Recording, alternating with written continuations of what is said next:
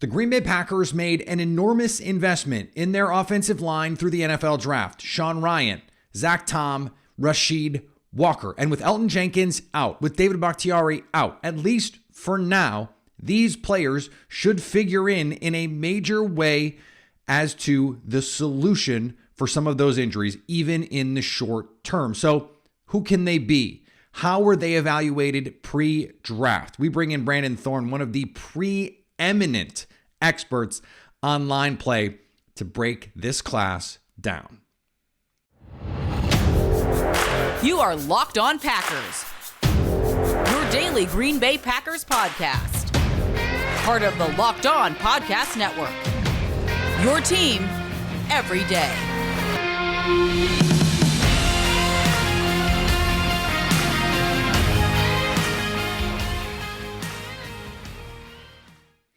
You are Locked On Packers, part of the Locked On Podcast Network, your team every day. I'm Peter Bukowski, and I cover the Packers for The Leap, a newsletter I would love for you to subscribe to. You can follow me on Twitter, Peter_Bukowski. Follow the podcast on Twitter at Locked On Packers. Like us on Facebook. Subscribe to the podcast, iTunes, Spotify, Google Podcasts. Wherever you find podcasts, you will find Locked On Packers, the #1 Packers podcast on the internet, and the show for fans who know what happened. They want to know why and how. Thanks to everyone that makes Locked On Packers their first listen every day. We hope you like starting your day with us as much as we like starting our day with you. You guys are back. Those of you that left for the offseason, some of you, I've heard from some people flat out, I just don't care about the draft. So I don't pay attention. Big news happens. I'm there, but I don't really care about the draft. So they leave for a couple months. That's totally fine. You guys are back. At least a lot of you are back. Hopefully some of you stragglers will get in here soon as well. We love to have you back as part of this wonderful community that is Locked On Packers. Brandon Thorn on the show with me today. He has an awesome site that he does offensive lineman breakdown on. Trench Warfare is a terrific resource. And then he does offensive, defensive lineman breakdowns over at Establishing the Run. Yes, these are mostly paid sites. I have a paid site. I believe in paying for content, but Locked On Packers will always be free and available on all platforms. It's what we do. But I also hope that you will, because I make it easy for you, that you will support some other people, including Brandon, who is as smart about this stuff as anyone in NFL media. So we've had his insight on these guys before. He was awesome on Elgton Jenkins a couple of years ago. I believe he's been on the show since then. So we're going to talk about Sean Rhyan, Zach Tom, and Rasheed Walker. I was a little surprised. He is not as high on this group as I thought he would be. But the caveat is, and it's something that he mentions during the show, but we actually talk a lot about off air after the show, is he has supreme faith in the Packers to draft and develop, to take these guys and mold them into something useful. And we were laughing that, we got 7-8 guys deep on the offensive line, and he was like, any of those guys could play and you'd feel okay about it.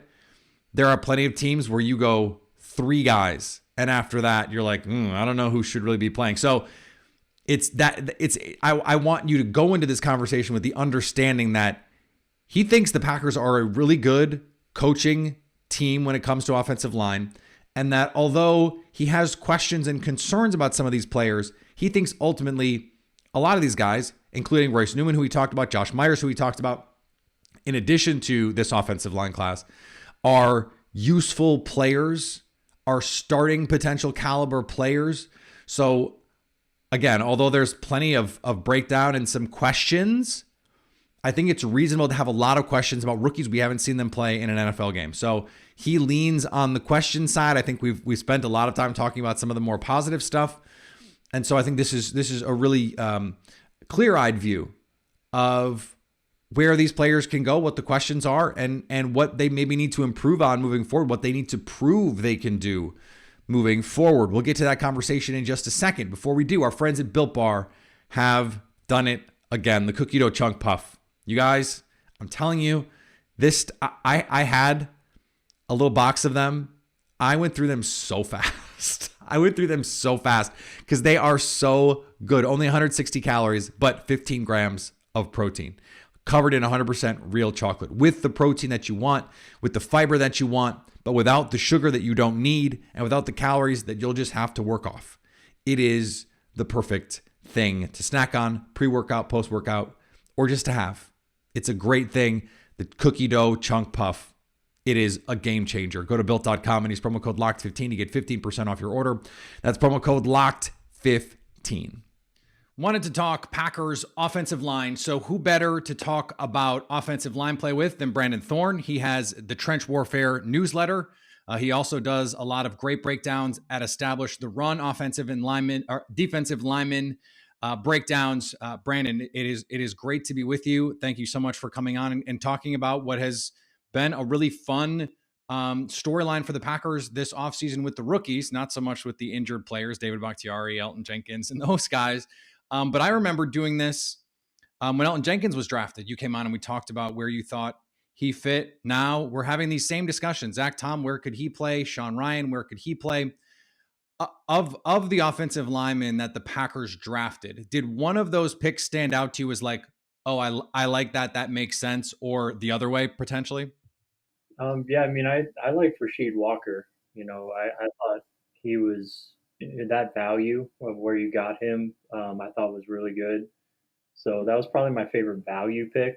I see Walker as a guy who really just had flashes on his college tape. It was very like kind of incomplete. A lot of rawness there, inconsistencies. Overall, but the stuff that he did flash and the kind of the physical traits that he does have, I feel like there's a good foundation there to develop somebody, down the line, maybe sooner rather than later, depending on kind of how things go off the field and stuff. Because I heard maybe some rumblings, a little bit of like, some maturity stuff and stuff like that. So, which is hard to, kind of put a lot of credence to all the time. But yeah, that's maybe one of the factors of why he dropped a little bit. But in terms of size and the power that he would flash on tape and some of the body control as well, I just feel like that stuff, is one of some of those things that you just can't teach, and there's a lot of promise with him, I think, from a physical standpoint. So yeah, to get a guy like that in the seventh round, I thought that one has potential to pay off. That's a swing I definitely would have taken probably a little bit earlier. So that one jumps out positively. And then nothing really like too negative, with the other two. I was a little bit more down on those guys than I think a lot of the consensus, especially after their testing. And, of course, they both tested very well, like high caliber athletes. So, my grade that I put in for them was pretty much purely based off of film. So, I didn't. How do you square that, Brandon? I'm always curious because I know you're someone who digs into the technique and the how. But when you see someone who tests like a good athlete, but the film does not always show that high level athleticism, how do you square that?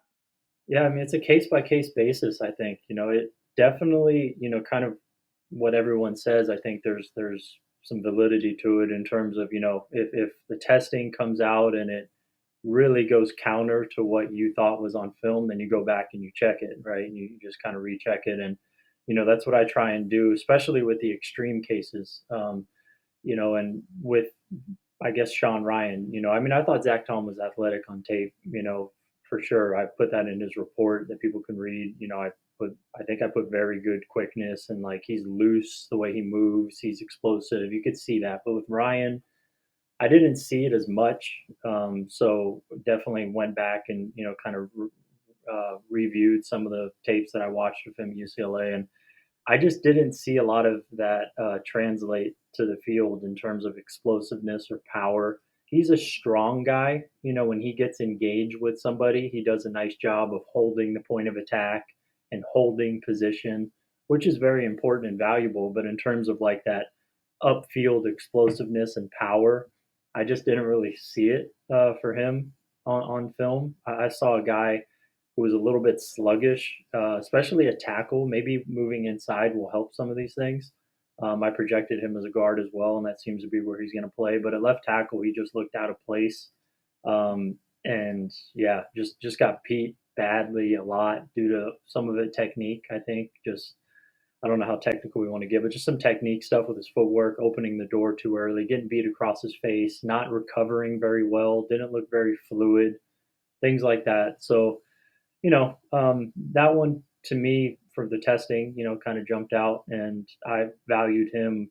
I think I had a fifth round grade on him, which is like high fifth, late fourth, which is more of like a developmental guy that could have some upside down the line. But like I said, the strength part is there, and that might be enough to earn a role early. I don't know if I see the same upside that maybe the testing would indicate with him. Yeah, I think that's an interesting perspective. When you're looking at prospects, the way I'll just tell you what I think is important, and then you can explain your process. I think the traits so much more important in college than when we evaluate these guys in the pros. In the pros, it's you better be ready to do the thing on the field. But in college, we're looking more at traits. So how do you balance when you evaluate the traits with, let's say, technique? An offensive lineman who they have all this physical tools, but they need some polish when it comes to hand placement and approach. Or the flip side of that is a guy who has all of that polish, but maybe lacks the foot quickness.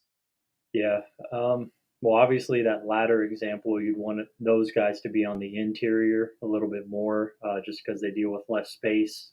So, playing a little bit more confined areas. So they're not going to, maybe that foot quickness being adequate, may not get as stressed as a wood tackle. So maybe being a little bit more lenient and favorable, looking more favorably on those guys for interior prospects, who may not have the most athletic upside. Of course, it helps, and of course, you want that, but I think it's probably just a little bit easier typically to get by with maybe adequate athletic ability on tape, playing center or guard.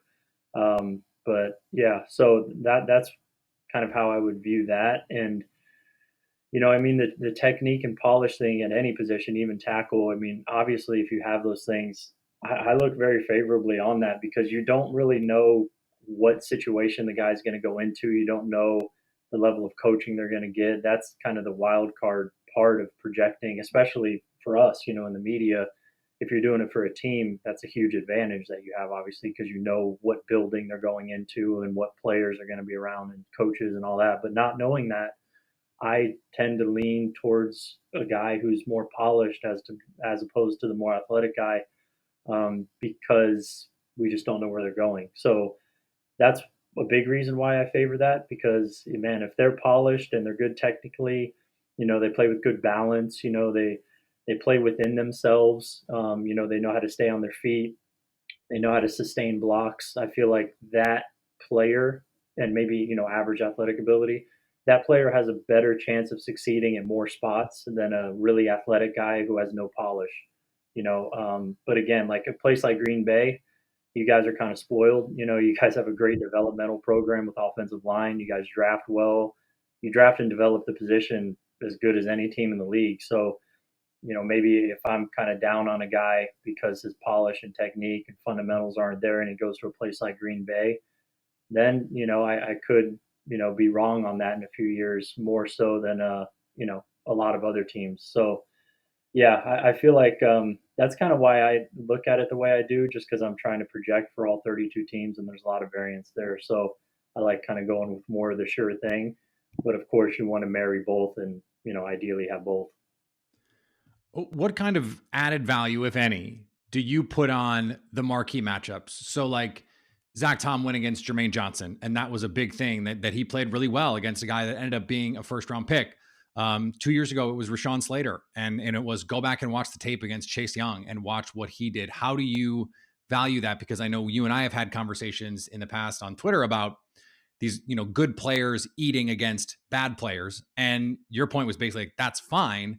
What separates the good and the great is when you go good versus good, how are you performing there? So when you're looking at evaluations, how do you take those marquee matchups and value them? Do you value them differently than you would say against just like an average Saturday? Oh yeah, absolutely. That's huge in evaluation for me. I always look at that, and I think it's critical because you want to see you want to get as much of an apples to apples comparison to the NFL game as possible. So looking at the player you're evaluating against a guy who is likely going to be in the NFL and likely be an NFL starter, that's obviously the preferred scenario. You want to get as many of those as you possibly can. So just because it's going to be so much closer to what he's going to see on the field, and on Sundays. So yeah, I mean, it makes sense, and to me, and I feel like there's a lot of value to that over the years, both with NFL evaluation and college evaluation. But yeah, with Zach Tom's case in particular, you also have to factor in, and with everybody, but with him, one of the reasons why I maybe didn't put as much stock into that performance as I would, for like Rashawn Slater and Chase Young. I feel like you have to look at the scheme and what they're being asked to do. And Zach Tom's scheme at Wake Forest, honestly, is one of my least favorite offenses to watch from an offensive line evaluation perspective. They run a ton of RPOs. It's kind of like this mid-zone RPO thing that they do with these elongated handoffs, at the mesh point. And, I've also heard that part of that is they're a very high tempo offense. They almost prefer their offensive linemen not to really like strain and finish on all their blocks so they can get back to the huddle and run another play. So like the run blocking you don't see a lot of finishing from the offensive line, and I feel like that's important, especially at the NFL level, because you're going to have to do that. So I had a lot of play strength concerns with Zach Tom partly because you didn't really get to see him, like exercise that aspect of his game a lot, and then in pass protection, because of the heavy RPO usage, you're not taking true pass sets very often at all. There's a lot of guys on the line of scrimmage oftentimes with them as well. There's oftentimes help, built in with tight ends or, offset guys around the line. You're just not seeing a lot of, real drop back pass situations in that offense at all. There was a couple against Jermaine Johnson that were pretty nice, but it's just tough when the ball's out so quick, when you're able to set aggressively on a guy because you're doing an RPO or a play action pass. It kind of eliminates a lot of the difficulty. And, RPOs and play action are more prevalent in the NFL today than they have ever been. So, that's not like too, crazy of a projection there. But I think we all kind of realize, high leverage situations, money downs in the NFL, you're going to be asked to truly drop back and pass the ball. And a lot of that stuff goes out the window. You're not going to be able to run an RPO and protect your offensive line that way, in those high leverage situations. And, the more I watch Zach Tom, I have some questions about his anchor, which kind of play strength as well. So like my big thing with Zach Tom is like, I don't know if the play strength is there right now with anchoring and finishing and driving guys and stuff like that in the run game. Obviously, he moves very well and, he's athletic and all that. But yeah, so we'll see. But those were my big concerns with him. And part of it was because of scheme. We didn't get to see him do a lot of it. And then when he did have to do some of it, I saw some of those concerns pop up. So that's kind of how I view Zach Tom. And, we'll see. I think the jump for him is, just a little bit more significant than a lot of other offenses that we see in college. Interestingly, when it became clear David Bakhtiari was not going to be in training camp, Zach Tom had been getting a lot of reps inside, guard, center, in OTAs and mini camps. And then as soon as they found out David Bakhtiari was not going to be out there, he's getting reps at tackle, left tackle, right tackle. Where did you think his best spot in the NFL was, given where you had him with your report? Yeah, I projected him at center. I just have questions at tackle. When guys, really long power rushers or guys who can convert speed to power at a high level, get inside of him holding up, I just have questions about that. And, at center, at least, that could be mitigated, with guard help, being able to get your hands on guys quickly. And he has some good hand stuff that he did in college in terms of using a snatch trap technique and knocking guys' hands down and kind of creating leverage for himself quickly with his hands when he's able to get on guys quickly. So I thought center would, be a little bit of a helpful transition for him. He also played center at Wake Forest, but I just thought center, more long-term projection, made sense to him. for me on him, kind of like in a Mitch Morse kind of mold, was what I thought he could potentially be one day. Mitch Morse, though, came in and his play strength was actually pretty good. He's undersized as well, but Mitch Morse had this aggressive kind of, like tone setting streak to his game, early on with the Chiefs. I remember watching him in like 2015, 2016, and it was just eye popping. I don't know if we're going to see that from Zach Tom unless Wake Forest really held him back in that, and he has that ready to go and like unleash, in the run game as a pro. We'll see. But that's kind of the differentiating factor with him and Mitch Morse. But that's kind of the career arc that I saw. Former left tackle center, that kind of convert, making that work. But at tackle, I mean, I think it makes a lot of sense. You got to kind of try him out there at this point. If you're Green Bay, you're desperate. So, you want to at least, see how he looks, get the looks in, see if he could do it. I'd be very interested to see some of those reps against Rashawn Gary, because that's the exact kind of guy I would be concerned about with Zach Tom at tackle, is Rashawn Gary. He's kind of the prototype of this, elite power kind of guy. Well, no one at Packers practice can block Rashawn Gary right now. So Zach Tom can't either. So, until Elgton Jenkins and David Bakhtiari come back, that might be the answer there, because Gary looks like he's taken another little step forward here with his pass rush, which is pretty cool to see. The name that keeps coming up with Zach Tom that I and others have mentioned is J.C. Tretter, who started out as a tackle, had to have the jump in level of competition, although the ACC is not the same as going from Cornell. But a tackle who played a little tackle early in his career and eventually becomes a center. I think that's a name that I think if you're thinking about like that sort of 85th percentile outcome, that'd be a pretty good outcome for him, right? Yeah, absolutely. I could see that happening for sure. Yeah, I think that's probably even, maybe a better pro comparison than Morse. Morse was more of like an archetype kind of idea, but yeah, specific player, a level of effectiveness, that kind of thing. I think Tretter probably best case scenario for Zach Tom, which would be nice. Yeah. So last thing here, the Packers also have, in addition to the rookies, some guys trying to make a second year jump. Josh Myers, Royce Newman. Without necessarily getting into them specifically, and if you want to, we can, but in your experience following this thing as closely as anyone, what is the difference for guys in year two if they succeed? Like, where do they make the biggest jump to get to that next level? Because we've heard and seen Josh Myers is apparently been awesome.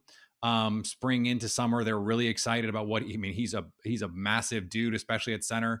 And Royce Newman, now they're trying, okay, maybe he's a right tackle right now. Maybe he got benched in the playoffs because he was having issues at guard. Like, where are those jumps that these guys usually make if they're going to make that jump? I feel like, technique and specifically pass protection, I would say getting your set points down, which, vary pretty dramatically in the pro game. So if you're a guard, knowing how to come out of your stance efficiently and get to the right spot depending on the passing concept. And obviously there's a lot of passing concepts more so for, certain schemes. So you have to get to a different spot in different passing concepts against different players and different alignments. There's a lot of moving parts there.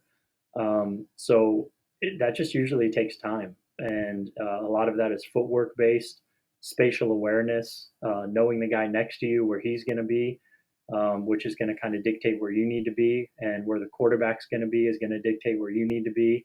Who your opponent is going to dictate that, and their alignment, right? Three technique, is he a wide three technique, loose three technique? How you're setting on games, different kind of games. There's just so many different factors in pass protection alone. Usually that just takes time, especially if you're moving positions, which both of those guys, Royce Newman played right tackle at Ole Miss, played left guard the year before that, and now he's playing right guard last year. All those things change, those little nuances, they change. Totally new environment, all that stuff, jumping competition, a lot of factors you're dealing with, a lot is thrown at you when you're a rookie. So I think that's one aspect, not to mention the run game stuff, all the different fits and all that kind of stuff you have to kind of iron out and get better at with time. Some guys do it quicker than others.